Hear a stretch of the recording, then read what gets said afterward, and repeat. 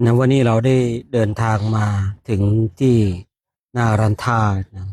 ซึ่งที่นารันทานี้ได้มีพระพุทธรูปศักดิ์สิทธิ์องค์หนึ่งชื่อว่าหลวงพ่อองค์ด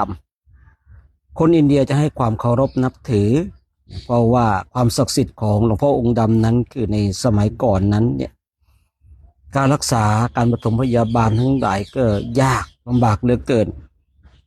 คนอินเดียก็เลยเอาน้ำมันเนี่ยมาเทที่หลวงพ่อองค์ดำแล้วก็เอาน้ำมันเนี่ยไปทาเนื้อทาตัวรักษาโรคภัยไข้เจ็บเป็นที่อัศจรรย์ว่าเด็กบางคนเนี่ยกินข้าวกินปลาไม่ได้โรคภัยไข้เจ็บมาเบียดเบียนพอได้น้ำมันหลวงพ่อองค์ดำแล้วก็ทำให้หายเจ็บไข้ได้ป่วยบางทีคนอินเดียก็เรียกหลวงพ่อองค์ดำว่าโมตาบาบา